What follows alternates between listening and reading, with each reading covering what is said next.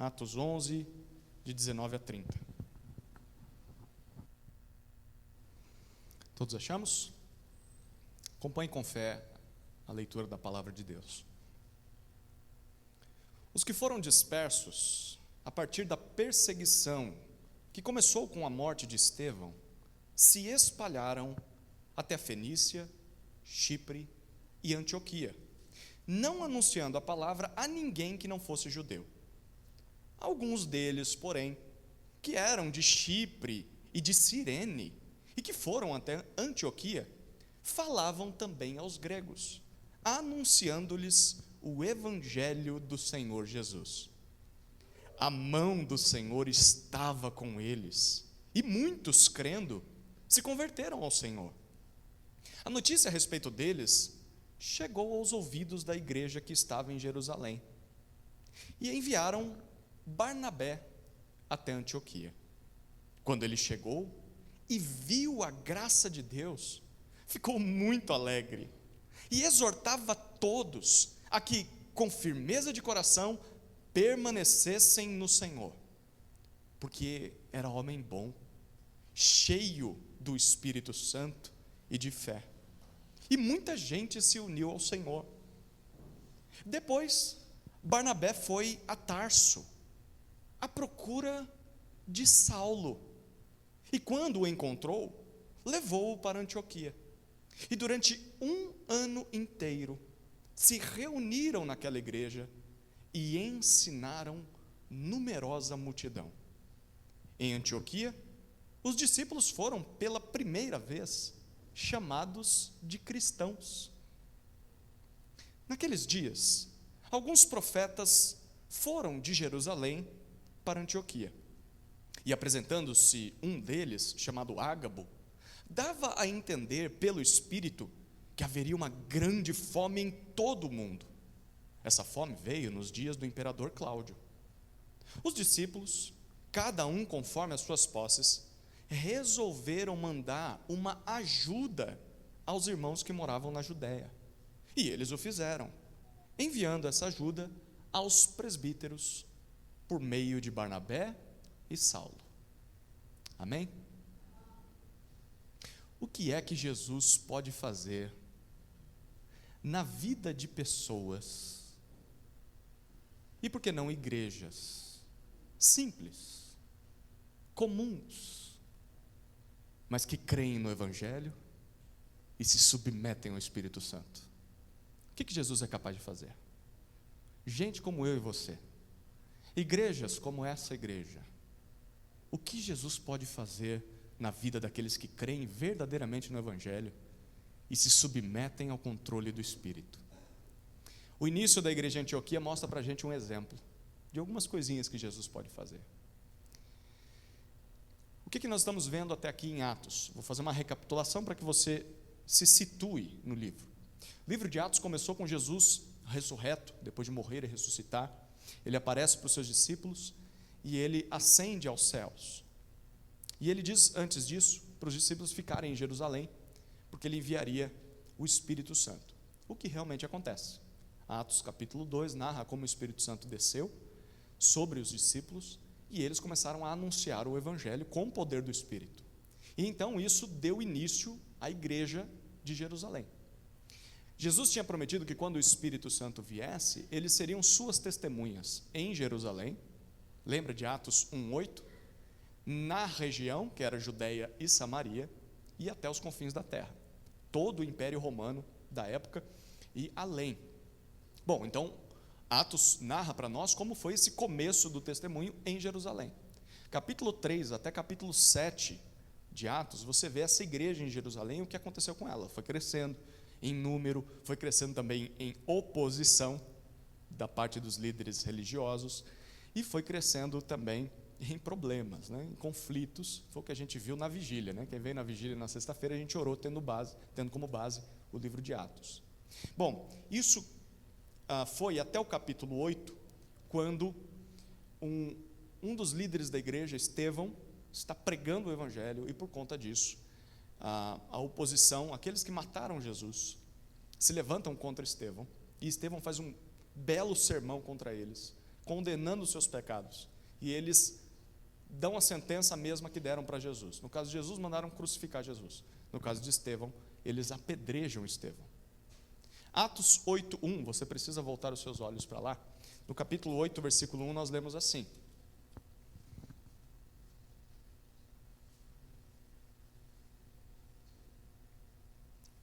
Estevão foi apedrejado e morto, e no capítulo 8, versículo 1, nós lemos assim: E Saulo consentia na morte de Estevão.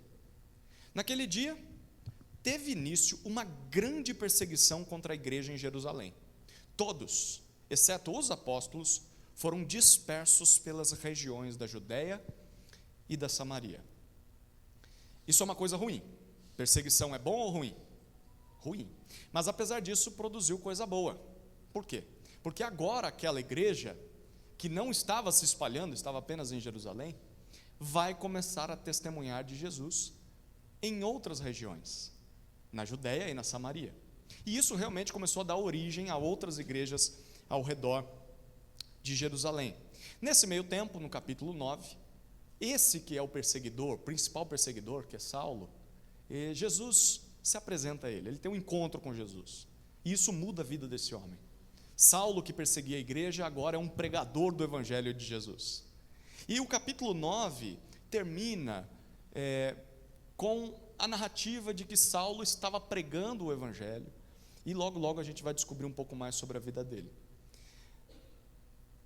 Então, o livro de Atos volta o seu olhar, no capítulo 10 e no capítulo 11, para uma outra figura, a figura de Pedro, o apóstolo Pedro, o discípulo de Jesus Pedro.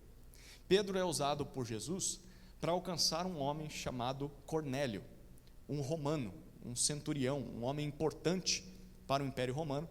E Pedro é um judeu, daquele judeu bem rigoroso, e ele não aceitava o fato de que um romano poderia crer em Jesus, mas Jesus está trabalhando na vida de Pedro, e por meio da vida de Pedro, enfim, pessoas de outras nações começam a crer em Jesus. E é assim que termina a primeira metade do capítulo 11 de Atos. E aí, o texto que a gente acabou de ler é a sequência da história. Enfim, os discípulos de Jesus vão começar a testemunhar até os confins da terra, através da igreja que está sendo plantada aqui em Antioquia. E a gente vai ver isso. E volto a fazer aquela pergunta: o que Jesus pode fazer na vida de gente comum, gente simples, igreja simples, mas que creem no evangelho e se submetem ao Espírito Santo? Vamos ver aqui pelo menos 4 ações de Jesus. A primeira ação de Jesus na vida de quem crê no evangelho e se submete ao Espírito é que ele produz evangelismo. Jesus pode produzir evangelismo. Olhe mais uma vez os versículos 19 até 21. Atos 11, 19 a 21. Os que foram dispersos a partir da perseguição que começou com a morte de Estevão, se espalharam até a Fenícia, Chipre e Antioquia, não anunciando a palavra a ninguém que não fosse judeu.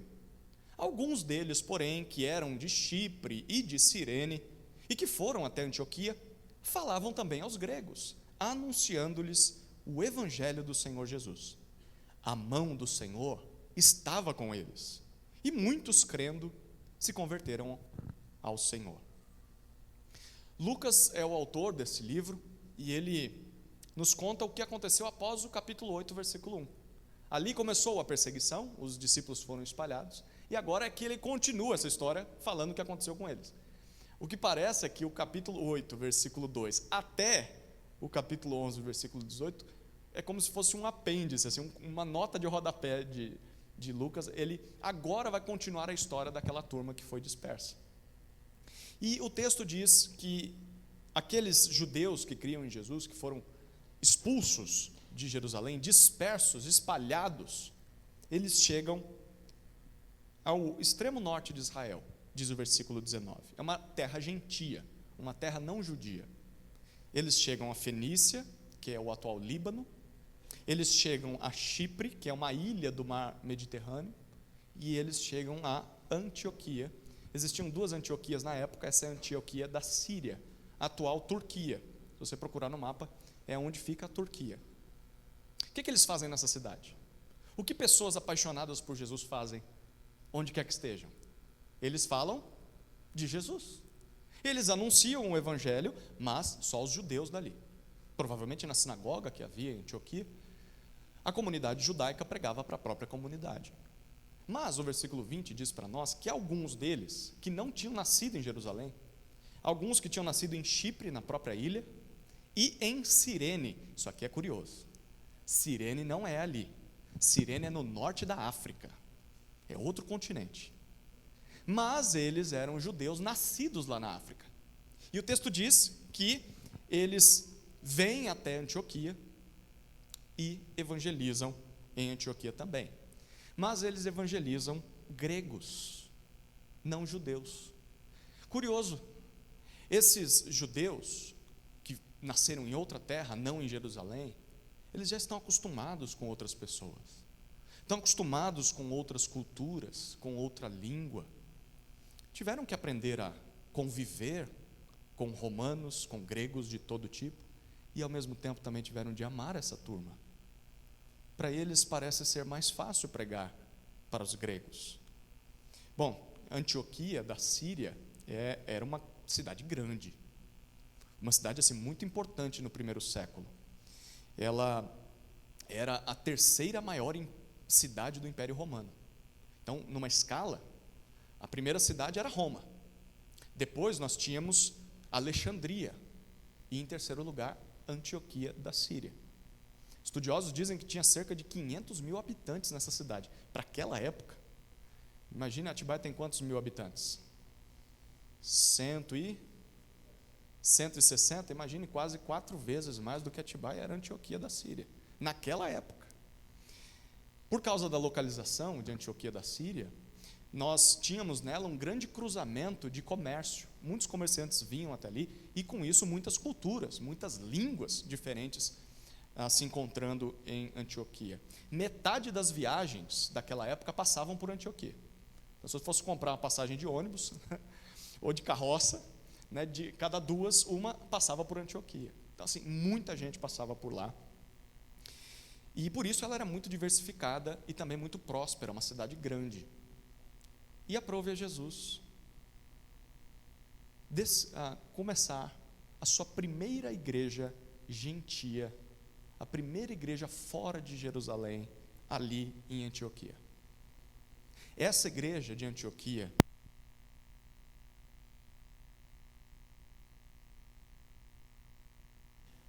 esse problema me persegue desde que antes de sair de férias, né? Acho que é só comigo o negócio aqui. Essa igreja de Antioquia, ela vai ser a maior igreja, pensando em diversidade étnica, muitas nações reunidas ali, vai ser a igreja mais importante daquela época e a mais missionária. Essa igreja se torna a igreja mais importante por 200 anos. Depois surgem outras igrejas. E a mais missionária, porque é a partir dessa igreja que o apóstolo Paulo irá começar as suas viagens missionárias e plantar tantas outras igrejas, a partir de Antioquia, não de Jerusalém. E isso o autor quer mostrar para nós. Jerusalém não cumpriu esse papel. Jesus teve que começar uma nova igreja num outro lugar, para que essa nova igreja diversificada começasse a fazer as missões que ele queria que acontecessem. Versículo 21 diz que após o evangelismo daqueles discípulos judeus aos gregos, é que muitos creem e se convertem ao Senhor, porque a mão de Jesus estava com eles, sobre eles, apoiando aquela turma naquela missão. Eu quero destacar aqui algumas lições só dos versículos que a gente está lendo. A primeira é que até mesmo circunstâncias ruins podem ser uma oportunidade de evangelismo. Quem é que gostaria de ser perseguido? Ser expulso da sua casa? Tudo aquilo que você conquistou, da noite para o dia você perde. Já não pode mais ficar perto dos seus parentes, dos seus costumes, dos seus hábitos. Tem que começar uma nova vida em outro lugar. Foi uma coisa ruim que aconteceu com eles. Mas ainda assim, aquela turma, por onde passava, evangelizava os seus vizinhos. E muita gente foi salva. Queridos, esse texto ensina que mesmo que a gente sofra coisas ruins, mesmo que a gente passe por aflições, por tribulações, por angústias, até perseguições, Jesus pode usar isso, pode usar a nossa vida para produzir algo bom. Bom testemunho, evangelismo, salvação de perdidos. Por vezes a gente não entende a vontade de Deus, mas mesmo coisas ruins podem produzir evangelismo, e nós devemos aproveitar as oportunidades.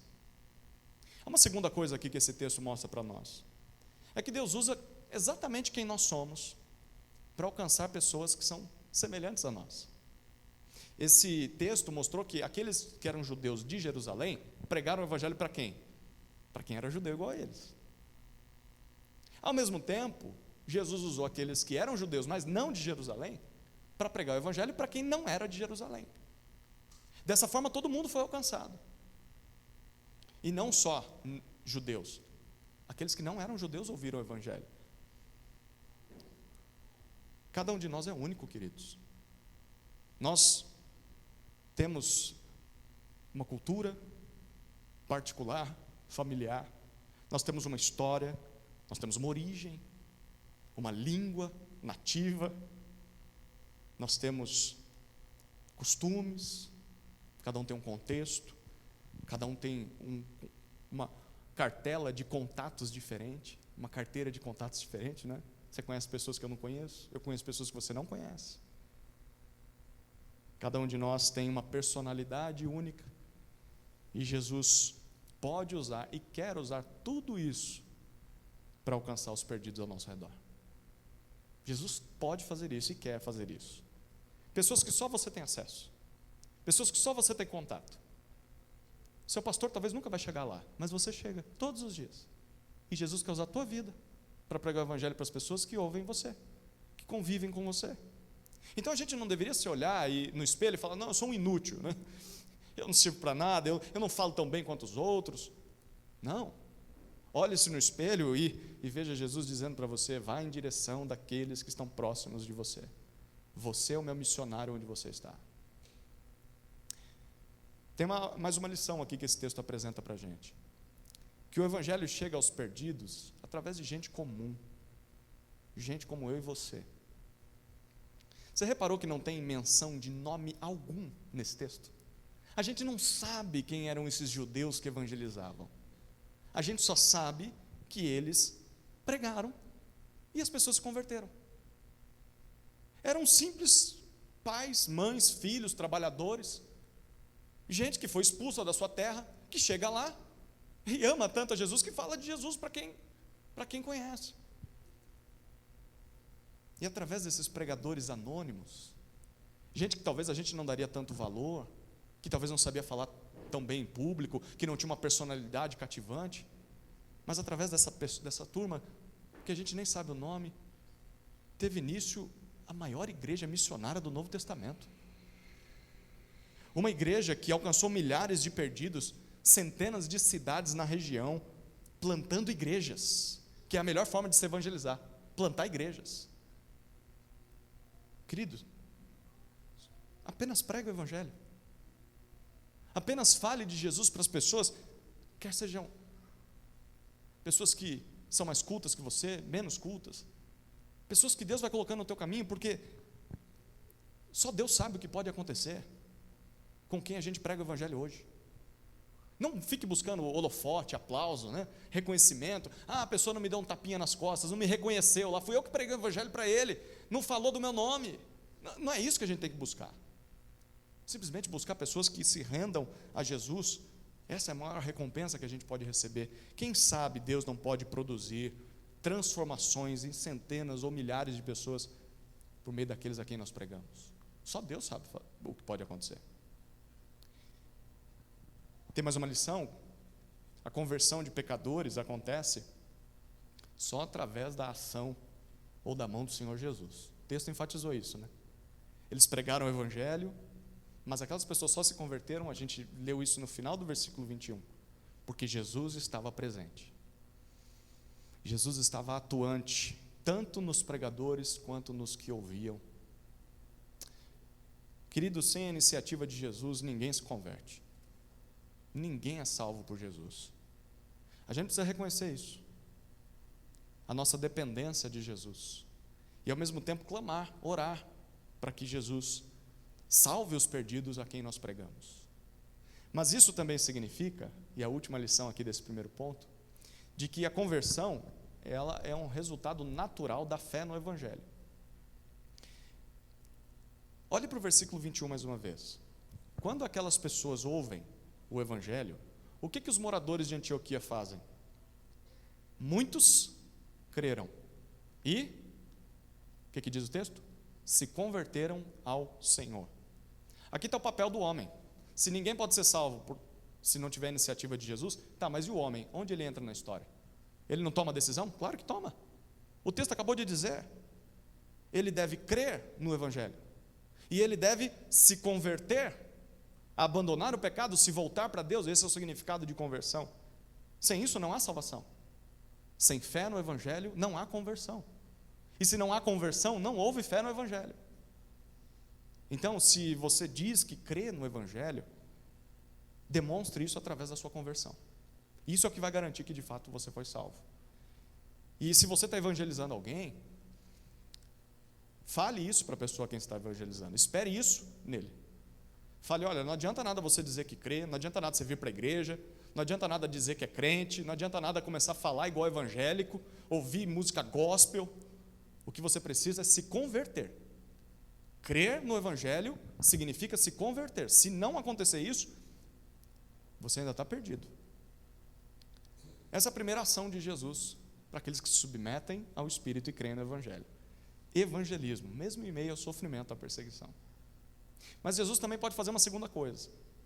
Jesus pode produzir encorajamento. Olha o que dizem os versículos 22 até 24. A notícia a respeito deles chegou aos ouvidos da igreja que estava em Jerusalém, e enviaram Barnabé até Antioquia. Quando ele chegou e viu a graça de Deus, ficou muito alegre, e exortava a todos a que, com firmeza de coração, permanecessem no Senhor, porque era homem bom, cheio do Espírito Santo e de fé. E muita gente se uniu ao Senhor. A notícia de que aqueles judeus que não eram de Jerusalém pregaram o Evangelho para quem não era judeu, chegou aos ouvidos de Jerusalém. A gente já viu isso acontecendo nesse capítulo. Não sei se você lembra a última mensagem que nós fizemos. O capítulo 11 de Atos começa com a notícia de que Cornélio, um centurião romano, e toda a sua família tinham se convertido ao Senhor Jesus. Gerou desconforto, descontentamento em alguns de Jerusalém, provavelmente aqueles mais rígidos, talvez pessoas que eram da seita dos fariseus, que haviam se convertido em Jesus. Eles não gostaram. Como assim um romano se converteu? Que história é essa? E então Pedro se defende, contando o que aconteceu. E Pedro diz para eles o seguinte: olha, Deus deu a eles o mesmo dom do Espírito Santo que deu a nós. Vocês acham que eu devia ter me colocado contra a ação de Deus? Eu sou louco? Não deveria fazer isso.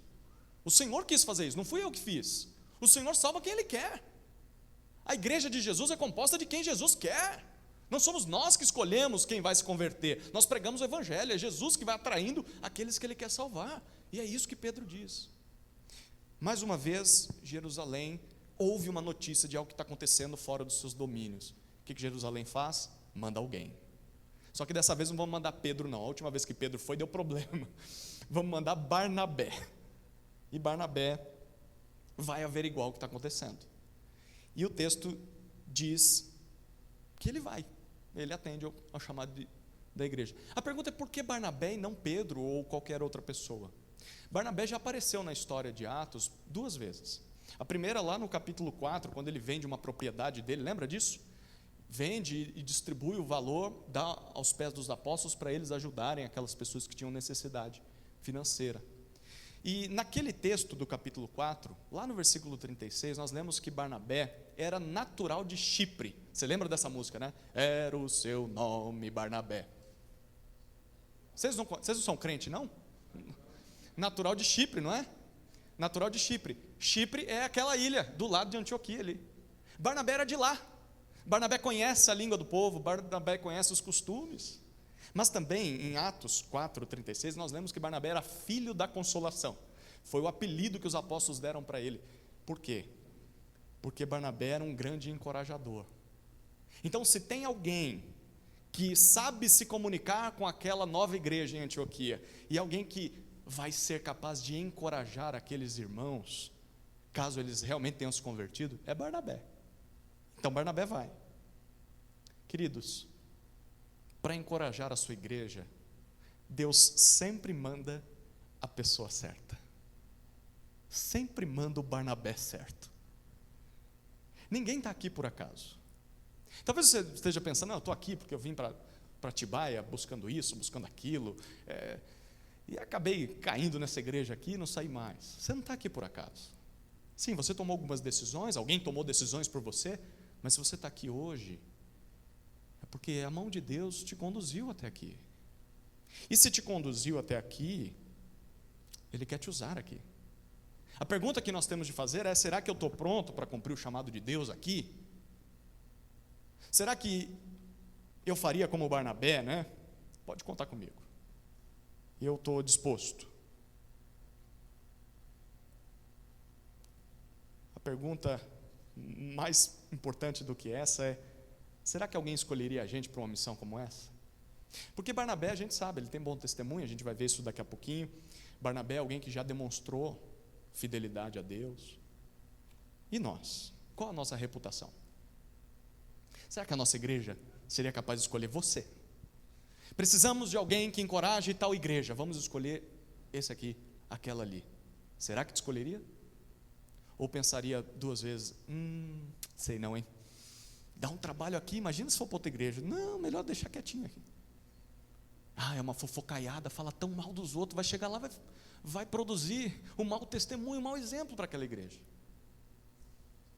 Será que a igreja confiaria uma missão como essa para a gente, por causa do nosso testemunho? Bom, Barnabé chega em Antioquia, versículo 23. E o que acontece em Antioquia? Bom, 3 reações de Barnabé. Versículo 23 diz primeiro que Barnabé vê a graça de Deus. Você viu isso no texto? Curioso como Lucas descreve o que aconteceu em Antioquia. Ele chama de a graça de Deus em ação. O que aconteceu em Antioquia? Vamos resgatar aqui? As pessoas foram e evangelizaram, não foi isso? Depois de evangelizar, houve fé no evangelho e conversões. E como Lucas chama isso? Graça de Deus. Eu cresci num ambiente em que diziam que a graça de Deus é uma igreja, congregação cristã no Brasil. E eu sempre achava estranho isso, porque eu nunca vi isso na Bíblia. A graça de Deus não é uma igreja. A graça de Deus é pecadores sendo salvos por Jesus. Isso é a graça de Deus. E Barnabé vê a graça de Deus, a conversão de pecadores a Cristo. Será que a gente pode ver a graça de Deus no nosso meio? Gente evangelizando, gente crendo no evangelho, gente se convertendo. Você vê isso nessa igreja? Você consegue ver a graça de Deus nessa igreja? Barnabé veria isso se estivesse aqui? Ele vê a graça de Deus. Mas tem uma segunda reação de Barnabé. O texto diz: Barnabé fica muito alegre. Ao invés de ficar enciumado, né? Não fui eu que preguei, eu queria ter pregado, eu queria ser o responsável por esse avivamento. Ou ao invés de ficar como aqueles fariseus lá de Jerusalém, de ficar irritado, por quê? Porque esses romanos creram, eles não deveriam ter crido. Não, o texto diz que Barnabé se alegra. A palavra aqui traz a ideia de fazer festa. Será que é assim que a gente reage quando vê a graça de Deus na vida de outras pessoas? Quando a gente vê outros obedecendo a Jesus, evangelizando, quando a gente vê outras pessoas crendo no evangelho, outras pessoas se convertendo, a gente é capaz de ver isso e ficar feliz? Porque por vezes parece que a gente fica triste quando isso acontece. A gente fica com ciúme, fica com inveja, que coisa esquisita, né? Ele fica alegre, muito alegre. Ver discípulos de Jesus sendo reproduzidos nesse mundo deveria ser motivo de deleite para a igreja de Jesus, de prazer, de regozijo, de alegria, de festa. A gente deveria se mover para que isso acontecesse. Terceira reação de Barnabé, diz o versículo 23 ainda: Barnabé exorta os novos discípulos. Enfim, ele coloca o seu apelido em prática, né? Porque ele era o filho da consolação, que também significa exortação, a palavrinha que traz a ideia de trazer alguém para perto e encorajar essa pessoa, exortar essa pessoa. Barnabé, diz o versículo 23, que consola ou exorta aqueles crentes a permanecerem firmes de coração na fé em Jesus. Queridos, Barnabé sabia que durante a vida cristã, todo convertido precisa, especialmente os novos convertidos, todo convertido precisa de encorajamento para continuar firme na fé, mesmo diante dos sofrimentos, das lutas, das dificuldades. A pergunta é: nós sabemos disso também? Nós sabemos que os convertidos precisam de encorajamento? Será que nós tomamos iniciativa de nós sermos esse encorajamento para as pessoas? De nós visitarmos as pessoas, ligarmos para as pessoas, orarmos pelas pessoas? Será que nós damos abertura para que os outros também nos encorajem? O versículo 24 nos mostra que Barnabé reage dessa forma por um motivo. Olha o que diz o 24. Porque ele era homem bom, homem cheio, completamente tomado do Espírito Santo, e homem cheio de fé, a fé em Jesus, a fé no Evangelho. É por isso que Barnabé era confiável. Por isso que a igreja escolheu ele para mandar ele. É por isso que Barnabé estava disposto a ir a Antioquia para servir a Deus. É por isso que Barnabé viu a conversão daquele povo com alegria. É por isso que Barnabé se preocupava com a fé deles e exortava eles a continuarem firmes. É assim que pessoas boas agem. É assim que pessoas cheias do Espírito Santo agem. É assim que pessoas cheias de fé agem. A pergunta é: essas palavras me definem? Eu sou alguém assim? É assim que os outros me veem? Se alguém estivesse escrevendo a história dessa igreja, será que me citariam como estão citando Barnabé? Aqui está uma serva do Senhor, uma pessoa boa, cheia do Espírito, cheia de fé. Aqui está um servo do Senhor, bom, cheio do Espírito e cheio de fé. O que é que falta para que a gente seja mais parecido com Barnabé e, obviamente, com Cristo? Porque Barnabé é um exemplo de Cristo. Qual que é o resultado disso? O versículo 24 termina dizendo: muita gente se une ao Senhor por causa do ministério de um homem simples, Barnabé. Um homem comum que não tinha título na igreja, um homem como eu e você, mas disposto a obedecer a Deus, um homem piedoso. Queridos, para fazer a igreja crescer, Deus usa pessoas como Barnabé, e nós precisamos de gente assim na nossa igreja. Acredite você ou não, se quiser ou não, Deus pode te usar. Você, desse jeitinho teu aí. E Ele quer te usar. Mesmo sem título, mesmo sem formação acadêmica, mesmo sem um currículo daqueles vistosos, mesmo sem muitas habilidades, mesmo sem muita experiência, Deus quer te usar. Basta você buscar a piedade, uma vida cheia do Espírito, e basta você se colocar à disposição para o uso do Senhor. A segunda ação de Jesus na vida de quem crê no Evangelho e se submete ao Espírito é encorajamento. Terceira ação de Jesus está nos versículos 25 a 26. É fortalecimento. Jesus pode dar fortalecimento em quem crê no Evangelho e se submete ao Espírito. Olha o que diz nos versículos 25 e 26.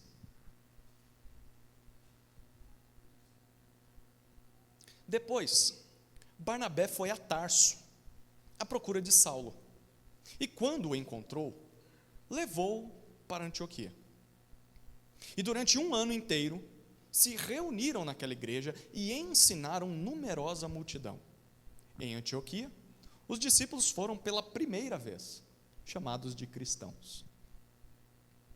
O tempo passa, Barnabé não volta para Jerusalém, prefere ficar ali, servindo aquela nova igreja. Mas logo Barnabé tem duas percepções. A primeira percepção é a necessidade de ensino.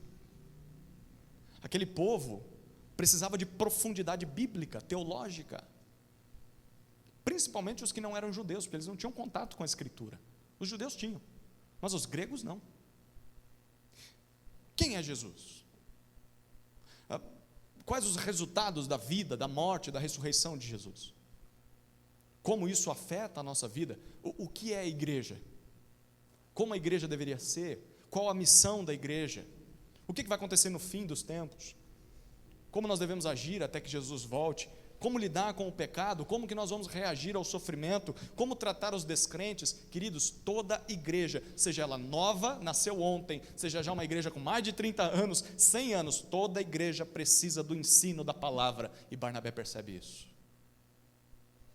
Mas ele tem uma segunda percepção, a percepção da necessidade de ajuda. Barnabé era um pastorzão, dá para imaginar isso, né? Assim, daqueles que têm um grande coração. Barnabé sabia cuidar de gente, sabia encorajar pessoas. Barnabé também era um bom mestre, porque ele era levita, e naquela época a turma da tribo de Levi ensinava também. E o capítulo 13 vai dizer para nós que ele era um dos mestres dessa igreja. Então assim, ele sabia ensinar também, ele era um mestre também. Mas ele também tinha a humildade de reconhecer que precisava de ajuda. Ajuda no ensino da palavra, ajuda no pastoreio daquela nova igreja. Queridos, ninguém serve a Deus sozinho. É loucura achar que nós não precisamos de ajuda. Nós não conseguimos, e nem deveríamos tentar servir a Deus sozinhos. Nós precisamos reconhecer isso. Mas ao mesmo tempo olhar ao redor para ver em quem Deus está investindo, quem Deus está levantando para servir junto conosco, e então trazer essas pessoas para perto, que foi exatamente o que Barnabé fez. O versículo 25 diz que Barnabé vai até Tarso, à procura de Saulo. Lembra do Saulo? Aquele que era o perseguidor da igreja, que foi convertido por Jesus. A última vez que a gente viu Saulo nessa história foi lá no capítulo 9. E no capítulo 9, o finalzinho do capítulo, diz para a gente que depois que Saulo se converteu a Jesus, ele passou 3 anos no deserto da Arábia, provavelmente naquela região da península do Sinai. Em Gálatas ele vai dizer que foi um período em que o próprio Jesus ministrou o evangelho para ele. Então ele aprendeu, olha que curioso, né? Os apóstolos passaram 3 anos com Jesus. Paulo passa 3 anos no deserto do Sinai, aprendendo com Jesus o evangelho. E depois disso, ele visita Jerusalém, que é o final do capítulo 9 de Atos, mas ali ele é rejeitado pelos discípulos. Por quê? O pessoal está com medo, né? Esse aí não era o perseguidor da igreja? Sumiu do mapa, mas agora está batendo na porta aqui. Eu não sou doido de receber esse cara. Vai que ele é um infiltrado, né? Está mentindo. Sabe quem que ajuda Saulo naquela ocasião? É a segunda aparição da figura do filho da consolação, Barnabé. Barnabé está lá na igreja de Jerusalém. Barnabé vê Saulo chegando e vê a turma se afastando de Saulo, e Barnabé ouve Saulo e acredita na conversão daquele homem. E Barnabé traz Saulo para si, leva diante da igreja e diz: pode acreditar nesse cara, eu coloco a minha mão no fogo pela conversão dele. Vocês confiam em mim, não confiam? Então confiem. Saulo se converteu. A partir desse momento a igreja recebe Saulo, e ele começa a pregar o evangelho para aquela igreja, e começa a pregar o evangelho para os judeus ali de Jerusalém. Só que de novo, isso vai produzir oposição. Os judeus de cultura grega querem matar Saulo, então a igreja decide enviar Saulo para longe, para sua terra natal, para Tarso. E Saulo é enviado para lá, e foi ali que Saulo passou os seus próximos 10 anos. Quando a gente lê Atos, não parece, né, que os anos estão se passando, mas passaram 10 anos desde o final de Atos 9 até essa passagem que a gente está lendo no capítulo 11. 10 anos de completo anonimato. A gente não sabe o que Saulo fez nessa época. A gente não tem notícia. Provavelmente ele pregava na sinagoga, se tivesse uma sinagoga em Tarso. Pregava para os seus amigos, familiares, pessoas que cresceram com ele. Mas a gente não sabe. 10 anos na geladeira de Deus. Mas havia uma promessa sobre a sua vida. Volta os seus olhos lá para o capítulo 9 mais uma vez. Um pouquinho para trás aí. Capítulo 9, versículos 15 e 16.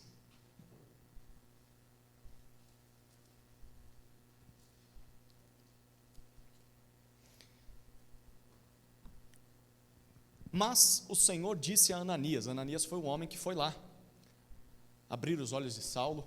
Provavelmente pregou o evangelho para Saulo.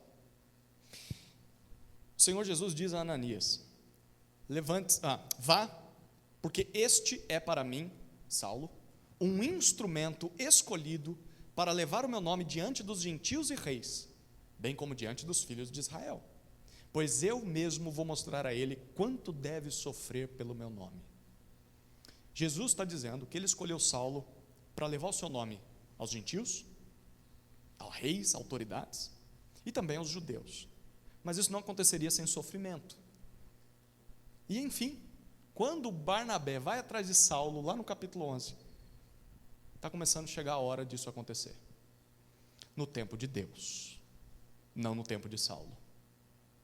Queridos, Deus tem o seu tempo, Deus tem a sua forma de nos preparar, de nos forjar, de nos treinar para que a gente seja útil na sua obra. No caso de Saulo, foram só 13 anos depois da sua conversão. Ele ouviu isso aqui só 13 anos depois é que Jesus começou a cumprir o que prometeu para ele. Isso significa que a gente não deve desistir de ninguém. Porque assim, a princípio, a gente olha para alguém e fala, isso aqui não vai dar nada. Por que eu vou investir nesse cara? Você não sabe o que vai acontecer daqui a 13 anos. Você não sabe o que vai acontecer amanhã. E você está desistindo já? Barnabé não desistiu de Saulo. Barnabé sabia, 10 anos depois, tem um cara lá em Tarso que pode ser útil aqui. Eu conheço Saulo. Naquela época não tinha o WhatsApp, né? Não dá para falar com a pessoa, mas ele sabia que Saulo estava lá. Isso ensina para a gente também que não adianta a gente ficar criticando ou questionando o jeito de Deus, o tempo de Deus de trabalhar na nossa vida, porque Deus sabe o que está fazendo. Mesmo que a gente não entenda o processo, mesmo que a gente não entenda o treinamento, talvez está doloroso, Senhor, está demorando para as coisas acontecer, eu não vejo o resultado. A gente é chamado a confiar no que Deus está fazendo na nossa vida, apreciar cada etapa, sem pressa, sem murmuração. Deus sabe o que está fazendo. Deus sabia o que estava fazendo na vida de Saulo, ele precisava desse período de geladeira, de anonimato. Então Barnabé encontra Saulo. Volta lá para o versículo 26 do capítulo 11. Barnabé encontra Saulo e leva ele para Antioquia. E o texto diz para a gente que lá durante 1 ano eles fazem 2 coisas. Primeiro, eles se reúnem com aquela igreja. A palavra usada aqui para reunião é um verbo que tem origem em uma palavrinha grega, sinagogai. Eles sinagogaram. Sinagoga, reunião, ajuntamento. Por 1 ano eles estiveram juntos no mesmo lugar. Mas em segundo lugar, eles ensinaram numerosa multidão. Detalhe aqui no versículo 26. Até agora, onde nós lemos que havia uma igreja? Você lembra? Onde havia uma igreja? Em Jerusalém. Não foi isso que a gente leu no versículo 22? Mas agora a gente lê que há mais uma igreja. No versículo 26, havia mais uma igreja em Antioquia. Sabe o que isso significa, queridos? Que a igreja de Jesus não se concentra apenas em um lugar. Ela não está só num lugar, não. A igreja de Jesus está espalhada por todo o mundo. Nós não somos os únicos. Não somos os únicos a crer em Jesus, não somos os únicos por meio de quem Jesus age, não somos os únicos que se submetem à palavra de Deus. Nós temos que ter esse reconhecimento, algo que Jesus está querendo ensinar à igreja de Jerusalém. E o que uma igreja faz? Bom, a igreja faz o que a gente está vendo no versículo 26. Primeiro, uma igreja se reúne, ela se ajunta regularmente, para quê? Para a segunda tarefa dela, para aprender da palavra. Era isso que essa igreja fazia, ouvia Saulo e ouvia Barnabé. É isso que Deus espera de nós. Deus espera de nós membros ativos, presentes à vida de uma igreja, que se reúnem com essa igreja, que não dizem, eu sou membro da igreja batista no Jardim Imperial, mas nunca aparece na igreja. Só aparece na igreja quando sabe que seu nome está na lista para ser excluído, porque abandonou a igreja. Não é isso que Deus espera de mim e de você. Deus espera presença, Deus espera ação na vida da igreja, reunião, mas também Deus espera atenção ao ensino da Escritura, atenção ao ensino que é dado para nós. querido, deseje fazer parte de uma igreja assim, uma igreja que se reúne e valoriza isso, uma igreja que tem ensino da palavra e valoriza a palavra. Se você não faz parte de uma igreja assim, procure participar o quanto antes. E se você já participa, valorize isso. É raro, é difícil encontrar uma igreja que se submete à palavra. Tem mais um comentário do autor no versículo 26, ele diz que em Antioquia, os discípulos foram pela primeira vez chamados de cristãos. É daí que tiraram o termo, sabia? Cristão vem daqui. Só que assim, o que significa cristão? Literalmente significa um pequeno Cristo, o povo do Cristo, a comunidade do Cristo. Cristo é Messias, o povo do Messias. Mas é provável que esse título cristão tenha sido pejorativo, tenha sido assim uma zombaria por parte dos que não criam em Jesus lá em Antioquia. É como se assim estivessem dizendo daquele povo: esses aí, eles seguem, eles imitam o tal do Jesus Cristo, o Messias dos judeus que foi morto. O Cristo dos judeus foi rejeitado pelos próprios judeus. Então assim, era meio que um xingamento, era uma zombaria. Mas para um discípulo de Jesus, não tem melhor elogio do que alguém dizer para você: você parece com Cristo. Para eles era elogio: eu estou no caminho certo, eu estou cada vez mais parecido com o meu Senhor. Tem um detalhe aqui, essa palavrinha cristão, apesar de que a gente usa bastante na nossa cultura, no nosso contexto, ela só se repete mais 2 vezes na Bíblia, sabia disso? Mais uma vez em Atos, também de forma pejorativa, e só lá em Pedro, na sua primeira carta, não aparece mais. Sabe qual é o termo que a Bíblia mais usa para se referir a quem crê em Jesus? Não é cristão, é discípulo. Discípulo aparece mais de 250 vezes no Novo Testamento, cristão só 3. Isso não significa que você não seja um cristão? Sim, você é. Mas o texto está trazendo para nós de que um cristão é um discípulo de Jesus, não tem outro tipo de crente. Não existe evangélico, cristão e discípulo de Jesus. Não, se você é um cristão evangélico, você é discípulo. Não tem outro caminho. E um discípulo é um seguidor de Jesus. É alguém que imita Jesus, que se submete a Jesus. E é assim que as pessoas devem nos ver. Então, para nós, de maneira prática, nós deveríamos buscar ser como Cristo, a tal ponto que as pessoas nos chamem de cristãozinho. Olha o cristinho lá, ó. Olha lá. Ah, lá vai o seguidor de Cristo. Lá vai o imitador de Cristo. Tudo tem a ver com Jesus para essa pessoa, mas só fala de Jesus, só cultua Jesus, só ora para Jesus. Que coisa esquisita. Imite Jesus a tal ponto para que as pessoas cheguem a dizer isso de você, antes mesmo de te identificarem em uma tradição denominacional ou teológica. Quão triste é alguém chegando para alguém e diz: prazer, sou José Batista, cristão. Assim, a identidade denominacional é mais importante do que o fato de seguir a Jesus. Sim, identidade denominacional é importante. Nós somos batistas por uma razão, senão seríamos presbiterianos, metodistas, batistas. Mas antes de ser batista, antes de estar numa linhagem histórica, teológica, eu sou discípulo de Jesus. E é isso que deveríamos valorizar, é isso que as pessoas deveriam ver em nós. Não um calvinista, aquele lá, eu odeio ele, esse é arminiano, esse aqui é batista, esse é presbiteriano, eles só brigam. Discípulo de Jesus. Era assim que esse mundo deveria olhar para nós e nos identificar. A gente às vezes faz tanta confusão. O que é que Jesus pode fazer na vida de quem crê no Evangelho e se submete ao seu espírito? Fortalecimento através do ensino. Por fim, eu preciso parar de falar, né? 4º ponto e último, a 4ª ação de Jesus na vida de quem crê no Evangelho e se submete ao Espírito é generosidade. Generosidade. Olha os versículos 27 a 30.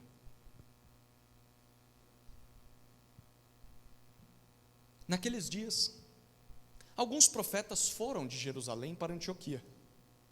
E apresentando-se um deles, chamado Ágabo, dava a entender pelo Espírito que haveria uma grande fome em todo o mundo. Essa fome veio nos dias do imperador Cláudio. Não o diácono, tá? O imperador. Os discípulos, cada um conforme as suas posses, resolveram mandar uma ajuda aos irmãos que moravam na Judéia. E eles o fizeram, enviando essa ajuda aos presbíteros por meio de Barnabé e Saulo. Ao término daquele ano maravilhoso de reunião, de ensino, alguns discípulos de Jerusalém chegam a Antioquia e Lucas diz para nós que eles eram profetas. Era assim que Deus revelava a sua vontade, nessa época, antes da escrita do Novo Testamento. Isso aqui fica como tema para discussão num outro momento, né? Mas esses profetas que certamente ensinavam de acordo com aquilo que os apóstolos pregavam, porque senão não faz sentido, o Espírito não iria revelar uma profecia diferente do que os apóstolos pregavam. Esses homens chegam lá em Antioquia, e no versículo 28 nós lemos que um deles, Ágabo, ele se levanta e ele revela para a igreja, por meio do Espírito Santo, que em breve haveria uma grande fome em todo o mundo. E tem um comentário do autor, validando a profecia de Ágabo. Ele diz, essa fome realmente aconteceu, nos dias do imperador Cláudio. Se você for procurar nos anais da história, vai descobrir que realmente houve essa grande fome. E o que a igreja faz? O que nós faríamos? Vamos imaginar o nosso contexto. O que a gente faria se soubesse que haveria uma grande fome por vir em todo, naquela época, o mundo era o Império Romano. Vamos começar só pelo Brasil. O que a gente faria se soubesse que haveria de vir uma grande fome sobre o Brasil? Eu vou dizer o que a gente faria. É só olhar para o que aconteceu na pandemia, né? Todo mundo foi para o supermercado, comprou todo o estoque das coisas que tinha, não pensou nos outros, levou para casa e estocou coisa lá. Talvez até perdeu o mantimento. Não foi isso que a nossa sociedade fez? O que essa igreja faz? Vai vir fome, vamos trabalhar bastante, vamos comprar bastante coisa, e vamos estocar e guardar para a gente ter muito para usar quando tiver com fome. É isso que eles fizeram? O que essa igreja faz? Essa igreja tem duas atitudes. A primeira atitude está no versículo 29. Eles resolvem mandar uma ajuda aos irmãos da Judéia. Queridos, isso é impressionante. Eles descobrem de uma calamidade que vai atingir o mundo todo, inclusive eles mesmos, e a primeira coisa que eles pensam é nas necessidades dos irmãos mais carentes que vivem lá na Judéia. Mesmo eles sendo de outra cultura, mesmo eles tendo uma língua diferente, costumes diferentes, antes dessa igreja pensar como nós vamos sobreviver, essa igreja pensa como nós podemos ajudar quem está pior do que nós. Não é assim que a gente deveria pensar? Será que a gente faria o mesmo? Será que a gente pensaria dessa forma? Em irmãos mais carentes, em igrejas mais carentes? É assim que uma igreja deve olhar e tratar outras igrejas verdadeiras? Mesmo que essas igrejas sejam diferentes, mesmo que sejam igrejas em lugares distantes, nós deveríamos olhar para o mundo ao nosso redor e repartir aquilo que Deus tem dado a nós. Deus tem sido generoso conosco, sim ou não? Sim. E se Ele tem sido, nós temos recursos para poder ajudar pessoas, e nós deveríamos nos preocupar com isso. De olhar para igrejas que não tem quase nada, que não tem uma literatura que seja, que não tem uma Bíblia para dar para o seu visitante, e considerar, por que a gente não manda recursos para essas igrejas? Por que a gente não só não manda recursos, mas a gente não manda treinamento? Manda alguém para dar um treinamento lá. Por que a gente não manda pessoas? Por que a gente não manda o nosso missionário, esse jovenzinho que está crescendo aqui, que está despontando? Ele é para ser para a gente, vai ser o nosso futuro pastor. Já parou para pensar que talvez tenha lugar que precise mais? Manda para lá. É o que a igreja deveria fazer, parar de pensar só em si mesma e começar a olhar para o reino, para igrejas que têm mais necessidade.